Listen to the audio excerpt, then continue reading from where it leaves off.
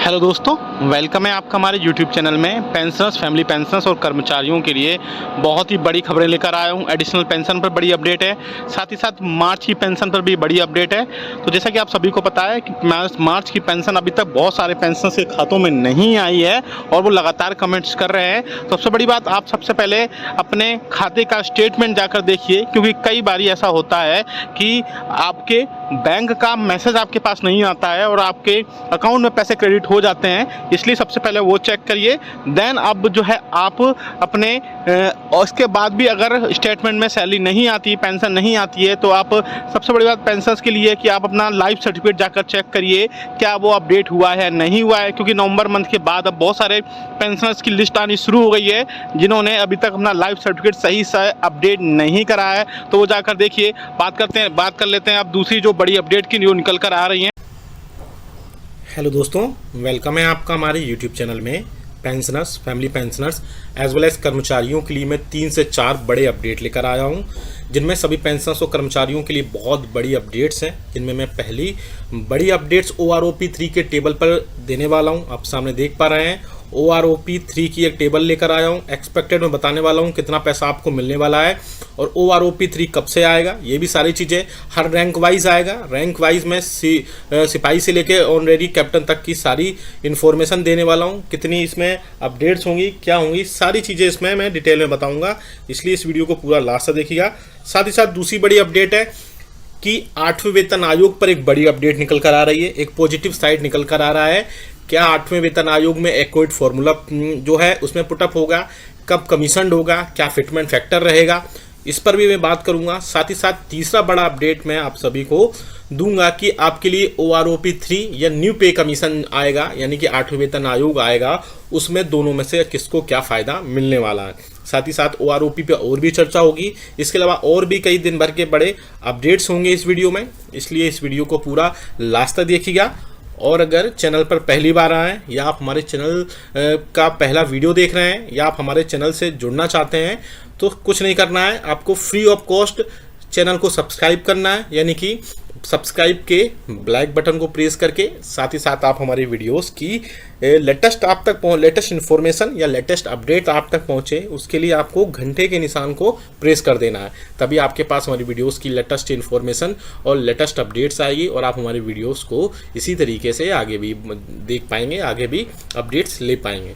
आपको जानकारी के लिए बता दें, आप हमारे चैनल पर पेंशनर्स, कर्मचारियों और फैमिली पेंशनर्स के वेलफेयर से रिलेटेड इन्फॉर्मेशन, नोटिफिकेशन, सर्कुलर्स देखते हैं, आपको समझाए जाते हैं, आपको साथ ही साथ कार्रवाई बताई जाती है। अगर आपके पेंशन में कोई एनोमलीज है या आपके बेनिफिट्स से रिलेटेड कोई एनोमलीज आ रही है, वो भी हम बताएंगे इसमें, वो भी हम समझाए जाते हैं। और आपकी कोई अगर प्रॉब्लम है तो आप हमें कमेंट बॉक्स में कमेंट कर दीजिएगा, हम नेक्स्ट वीडियो में या फिर कमेंट बॉक्स में ही रिप्लाई देने की पूरी कोशिश करेंगे। साथ ही साथ चलिए आपको पहली बड़ी खबर की तरफ लेकर चलते हैं। पहली जो बड़ी खबर आ रही है वो आ रही है और OROP3 के रिवीजन को लेकर के। इसमें सारे रैंक वाइज हम दिखाएंगे, साथ ही साथ और भी कई बड़े अपडेट हैं। बेसिकली जो टेबल है, ये टेबल मैंने ESM इन्फो क्लब से ली है, बहुत अच्छी टेबल बनाई गई है और भी कई सारे पेंशनर्स के वेलफेयर से रिलेटेड वो काम करते रहते हैं। तो आप देख सकते हैं OROP3 1 जुलाई 2024 से होने वाला है और पेंशन रिवीजन टेबल है, सभी रैंक का इसमें टेबल है। आप देख सकते हैं कि कितना होने वाला है OROP3। हम बेसिकली इस वाले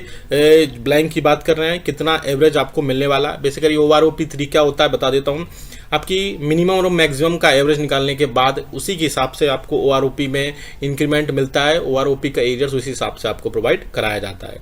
तो आप देख सकते हैं यहाँ पर सिपाही का जिनकी क्वालिफाइंग सर्विस 17 ईयर्स की है, उनको OROP3 20,450 मिलेगा। साथ ही साथ अगर टोटल डिफरेंस की बात करें तो 1683 रुपये टोटल बेसिक में टोटल डिफरेंस यहाँ पर देखने को मिलेगा। अब बात करते हैं नेक्स्ट रैंक की। सिपाही की बात करें जिसमें क्वालिफाइंग सर्विस 19 ईयर्स की है, तो OROP3 जो है 21,075 रुपये मिलेगा और साथ ही साथ आपको डिफरेंस जो है वो 2268 देखने पर मिलेगा। यहाँ पर नाइक की बात करें जिसकी क्वालिफाइंग सर्विस 17 साल की है, तो आपको OROP3 22,175 रुपये मिलेगा और साथ ही साथ 2,068 रुपये का आपको इसमें डिफरेंस देखने को मिलेगा। अब बात करते हैं नेक्स्ट ब्लैंक की, तो जिसमें नाइक के बाद में जिनकी क्वालिफाइंग सर्विस 22 साल की है OROP3 आप देख सकते हैं 23,925 रुपये है, और साथ ही साथ आपको डिफरेंस जो है 2681 रुपये देखने को मिल सकती है। ये एक्चुअली एक्यूरेट बिल्कुल नहीं है, मतलब ये मैं ये नहीं कहूँगा कि यही मिलेगी, मोस्ट प्रोबेबली चांसेस है कि इसी के आसपास आपको मिलेगी। काफ़ी अच्छी टेबल काफ़ी अच्छी तरीके से बनाई गई है। नेक्स्ट आप देख सकते हैं आपकी रैंक अगर हविलदार है तो आपको 19 साल की क्वालिफाइंग सर्विस है तो आपको OROP3 23,475 रुपये मिलेगा, और इसके बाद में आपकी जो डिफरेंस होगा पर मंथ इंक्रीज होगा वो 1,693 रुपये होने के चांसेस हैं। नेक्स्ट बात करें हवलदार की बात करते हैं तो 24 साल अगर आपकी टोटल आपकी यहाँ पे देख सकते हैं क्वालिफाइंग सर्विस है तो आपको OROP3 आप देख सकते हैं 24,900 रुपये होने वाला है, और 2643 रुपये आपके यहाँ पर डिफरेंस के रूप में बन सकते हैं। आप नेक्स्ट देख सकते हैं ऑनरेडी नायब सुविधार हैं आप, और अगर आपकी क्वालिफाइंग सर्विस 24 साल है तो आपको OROP3 आप देख सकते हैं 25,300 रुपये मिलेंगे। साथ ही साथ आपको डिफरेंस जो क्रिएट होगा वो 1,550 रुपये होने वाला है। नेक्स्ट देख सकते हैं ऑनरेडी नायब सूबेदार 26 साल की अगर आपकी क्वालिफाइंग सर्विस के, तो इंपॉर्टेंट इसमें क्वालिफाइंग सर्विस भी है, उसी के हिसाब से आपकी OROP3 का रिवीजन पीरियड्स मिलेगा। आप देख सकते हैं यहाँ पर 26,050 रुपये है, 2300 रुपये टोटल डिफरेंस आपको यहाँ पर होने वाले हैं। आगे नेक्स्ट देख सकते हैं आप नायब सूबेदार है 26 साल की आपकी सर्विस है यहाँ पर क्वालिफाइंग सर्विस, और OROP3 में आपको रिवीजन 27,625 रुपये होगा, और डिफरेंस की बात करें तो 2,800 रुपये का अच्छा खासा डिफरेंस यहाँ देखने को मिल सकता है। नेक्स्ट नायब सूबेदार है जिनकी क्वालिफाइंग सर्विस 28 ईयर्स की है, और OROP3 की बात करें तो यहाँ पर 28,450 रुपये आप यहाँ पे देख सकते हैं। साथ ही साथ अगर हम बात करें डिफरेंस की तो 2,375 रुपये यहाँ पर आपको डिफरेंस देखने को मिल सकता है। नेक्स्ट बात करें सूबेदार की जिनकी क्वालिफाइंग सर्विस 28 ईयर्स की है, और OROP3 का रिवीजन उनको 32,050 रुपये मिल सकता है, और डिफरेंस की बात करें तो 2350 रुपये टोटल डिफरेंस यहाँ पर देखने को मिल सकता है। बात करें नेक्स्ट सूबेदार की जिनकी क्वालिफाइंग सर्विस 30 साल की है, और आपको डिफरेंस यहाँ पर आप देख सकते हैं टोटल पेंशन में जो OROP3 है वो एवरेज निकल कर आ रहा है 33,025 रुपये, और 2,025 रुपये टोटल यहाँ पर आपको डिफरेंस हर मंथ का देखने को मिल सकता है। नेक्स्ट बात करते हैं हम सूबेदार मेजर की 30 साल की क्वालिफाइंग सर्विस है, साथ ही साथ 34,000 रुपये 134,125 रुपये आपकी टोटल जो है OROP3 का रिवीजन मिल सकता है आपको, और 25 रुपये आपको टोटल यहाँ पर टोटल 2,500 रुपये आपको हर मंथ का अच्छा खासा जो है देखने को मिलेगा डिफरेंस।